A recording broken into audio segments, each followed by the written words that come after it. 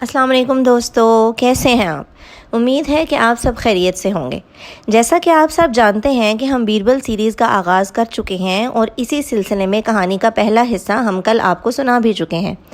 اسی سلسلے کے دوسرے حصے کے ساتھ ہم دوبارہ سے آپ کی خدمت میں حاضر ہیں، تو آئیے سنتے ہیں۔ دوستو، اکبر بادشاہ بیربل کو اکثر عجیب و غریب حکم دیا کرتا تھا۔ ایک دن نہ جانے اس کے ذہن میں کیا خیال آیا، اس نے بیربل کو حکم دیا کہ 1 مہینے کے اندر 6 بے وقوف ترین لوگوں کو ڈھونڈ کر لائے۔ بیربل بہت حیران ہوا کہ یہ کیسی مہم ہے، مگر فرما برداری سے بادشاہ کا حکم بجا لانے کے لیے نکل کھڑا ہوا۔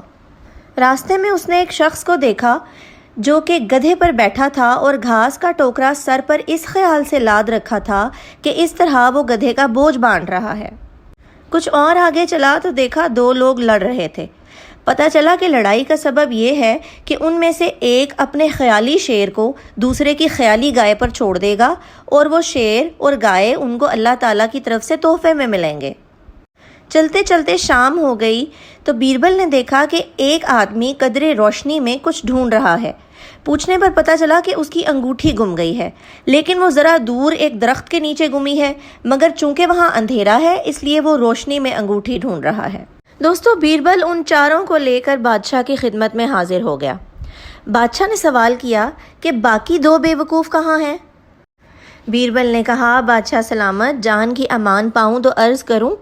بادشاہ نے اجازت دی تو بیربل بولا، وہ 2 بے وقوف میں اور آپ ہیں جو ایک لا حاصل اور بے مقصد کام میں اپنا وقت ضائع کر رہے ہیں۔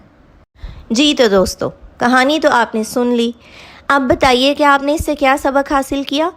جی ہاں، بالکل ٹھیک پہچانا۔ اس کہانی سے ہم نے یہ سبق حاصل کیا کہ ہمیں کبھی بھی بے فائدہ، بے مقصد اور لا حاصل چیزوں کے پیچھے اپنا وقت ضائع نہیں کرنا چاہیے۔ دوستو، وقت اللہ تعالیٰ کی بہت بڑی نعمت ہے، اس لیے ہمیں ہمیشہ اسے ایسے کاموں میں صرف کرنا چاہیے جس سے ہمارا اور دوسروں کا بھی فائدہ ہو۔ یہ تو تھی آج کی کہانی۔ دوستو، امید ہے کہ آپ ہماری کہانیوں سے لطف اندوز ہو رہے ہوں گے۔ اگر آپ اسی طرح کی مزید سبق آموز کہانیاں سننا چاہتے ہیں تو ہمارے چینل کو سبسکرائب کرنا نہ بھولیے گا۔ ملیں گے انشاءاللہ بیربل سیریز کے تیسرے حصے میں، تب تک کے لیے اللہ حافظ۔